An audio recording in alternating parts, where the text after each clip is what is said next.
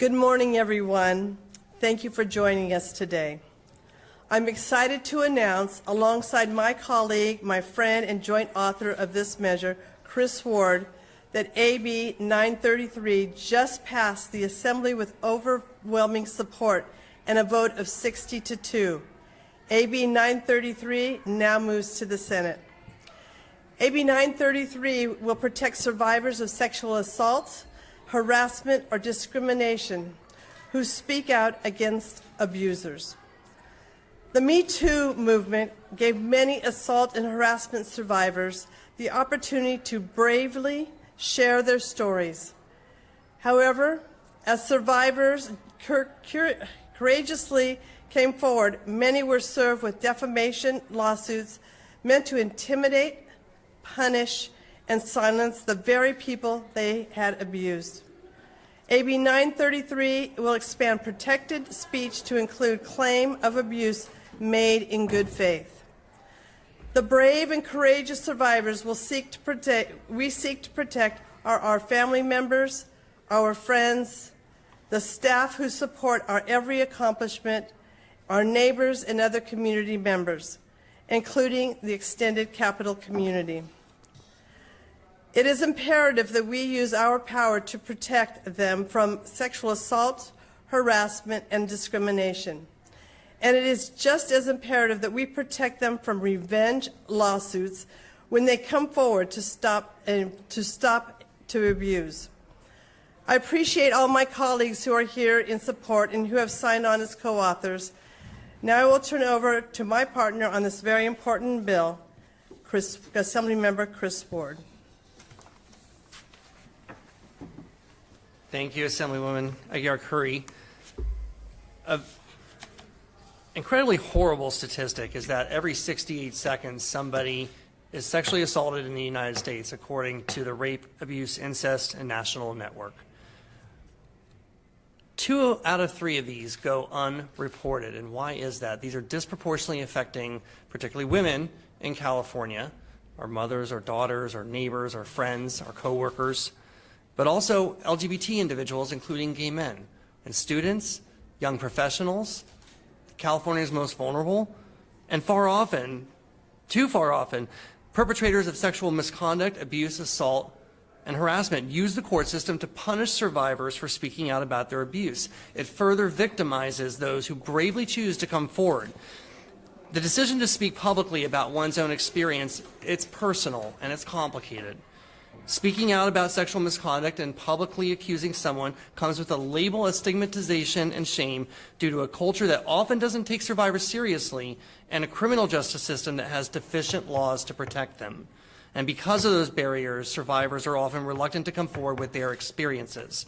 Now, if and when survivors decide to speak out, they are frequently silenced by the same person who they accuse, threatening their safety or the safety of their loved ones. It has never been easy for survivors to safely report or share experiences if they choose to do so. Defamation suits are often used as a tactic to intimidate, to discredit, and to silence survivors and future survivors. Survivors have the right to share their experiences without fear of retaliation, and AB 933, now passed by the Assembly and on to the Senate, will protect them from being silenced through costly litigation. Allowing survivors to share freely their experiences without fear of retaliation will help change the discourse around sexual misconduct by ensuring that the perpetrators do not get to escape justice. No one should live in fear of financial ruin for speaking out about their experience.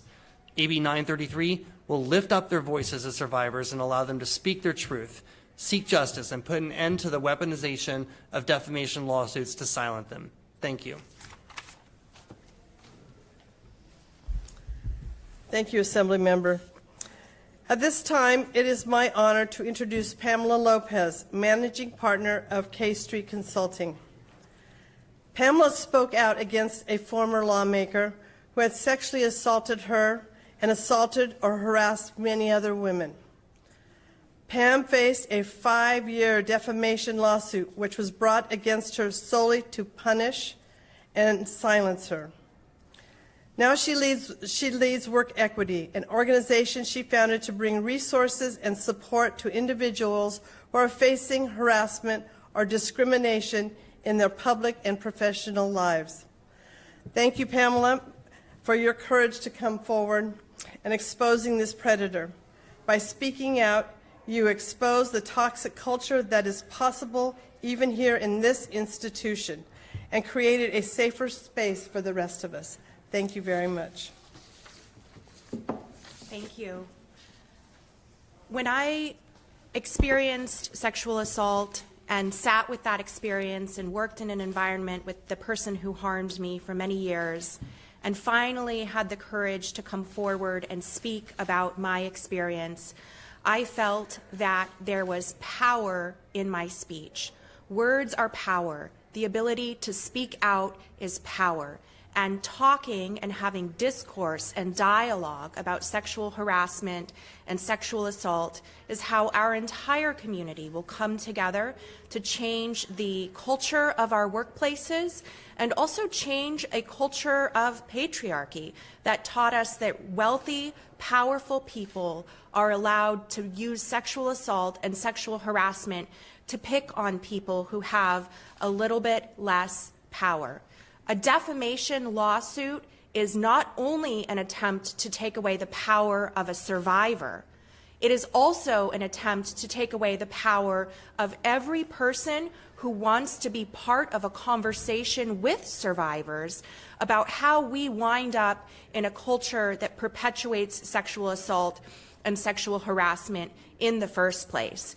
It is a way of saying, not only am I going to terrify this survivor for years of his or her life, but I am also going to make sure that anybody who participates in the conversation, anybody who uses words or speech as a form of power to support this individual feels terrified. And it's a way of isolating us by taking away everybody who might be part of the effort with us, who might stand with us to speak up against and speak out against not only an individual, but an entire culture of abuse and harassment in the workplace. Defamation lawsuits end the dialogue in that way, and they are absolutely crushing for survivors to endure. I want to take a moment and give some thanks and appreciation to my wonderful family who has stood by me for 5 years. I knew what I was signing up for in terms of the dialogue and the exchange of words. I knew that I was going to say powerful words, and I knew that some vicious and very powerful words were going to come back at me. But I had had enough, and I had decided that words aren't going to hurt me, and I'm going to stand up for myself, and I'm going to stand up for the other survivors that were hurt by the person who also hurt me. My family didn't sign up for that experience, and I remember coming home on the day that I realized the defamation lawsuit had been filed against me, and after I had spoken with my attorney, and my spouse sitting on the couch with our young son, an infant, looking like he had just seen a ghost, because it meant that for years, every birthday, every holiday that our family experienced was going to be overshadowed by the cloud of somebody who was out for blood and who was absolutely trying to take everything from us, and who was also making it clear that anybody that stood by us could also potentially be a target for a defamation lawsuit. To those who identify with those who may file defamation lawsuits, I want to say that I hope you recognize that this is not a tool that will ever be available to you to abuse and harass. If you're a working class Joe, if you're an average person like me, we don't have the wealth, we don't have the power to control conversation by filing these defamation lawsuits. This is only a tool that is used and abused by the ultra-wealthy and the ultra-powerful. I hope we can all come together to recognize that we all have a right to speak about our experiences without the threat of a defamation lawsuit.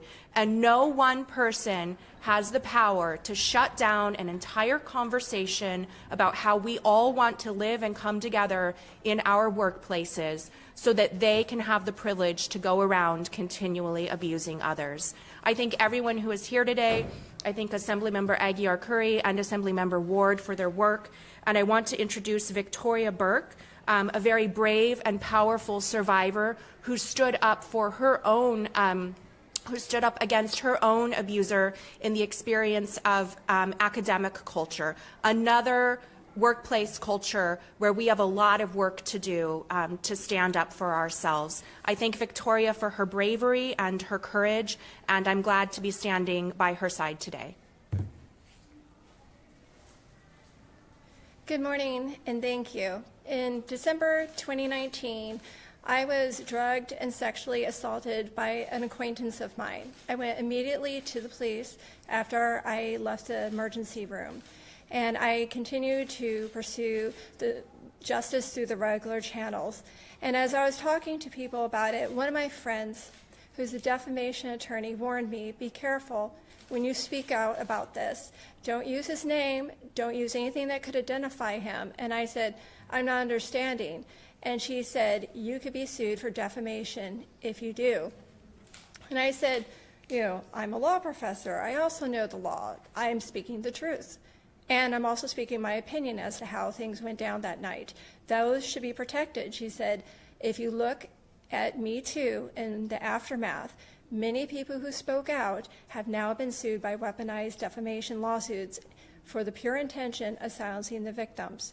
Because Me Too encouraged people to come forward about having the proper safeguards in place, nor did it warn people that putting the hashtag there could possibly set off very expensive litigation that could drag on for years.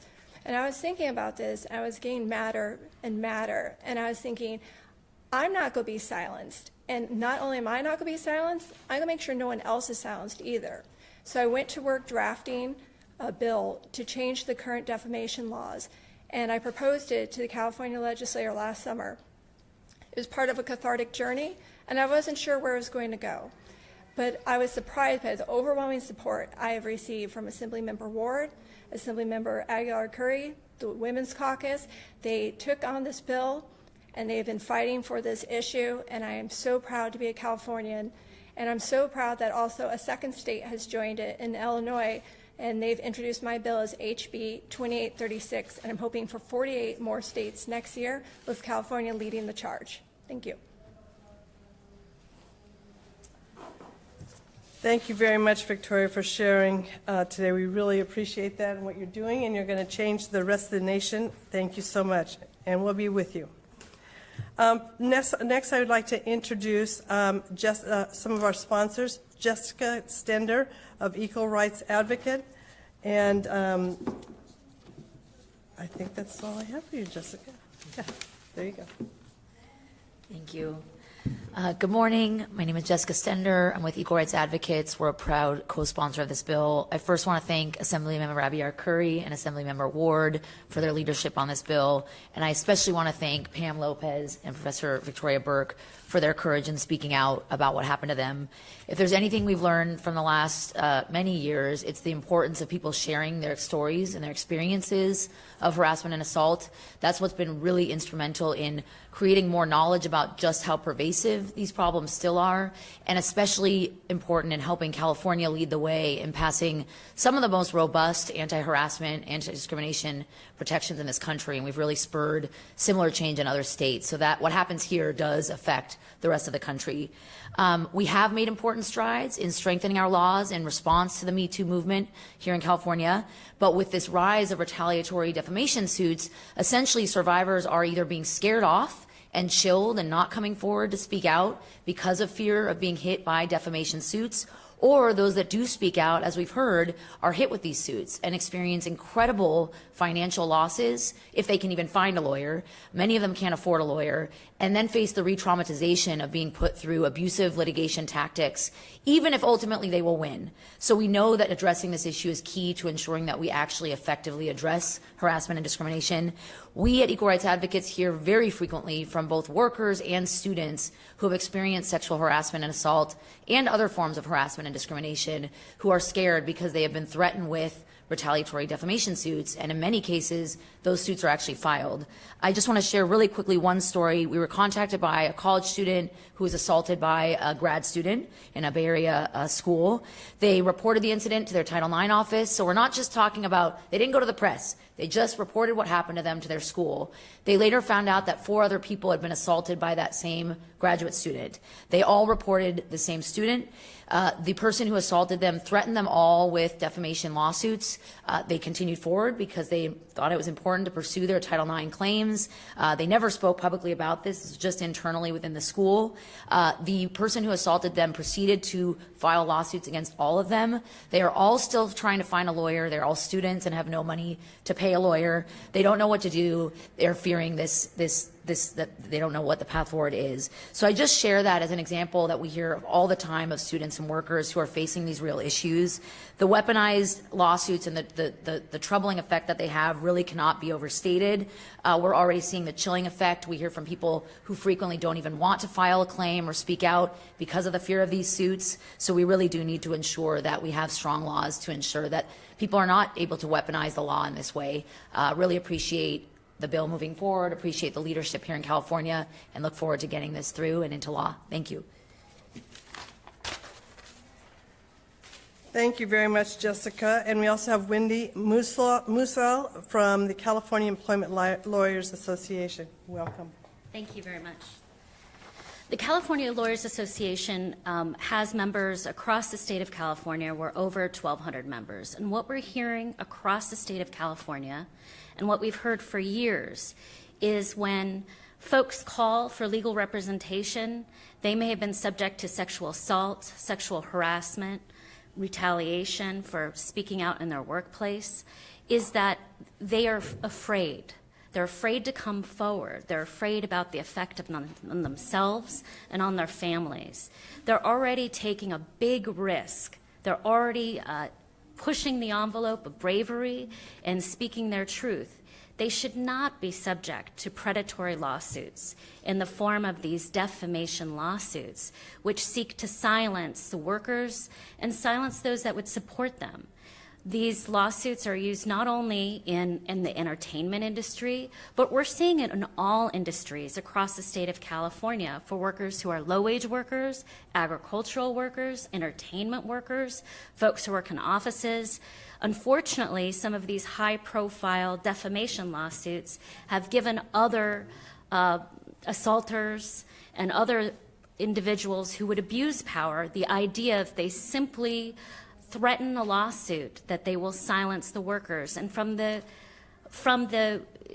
calls that we're receiving across the nation, some of these threats have real teeth, and they silence folks from coming forward because they're afraid of having to go through what Ms. Lopez went through, 5 years of litigation, and the fear that at the end of it that they may have to pay the person who sexually assaulted or abused them. Nobody should have to face that choice.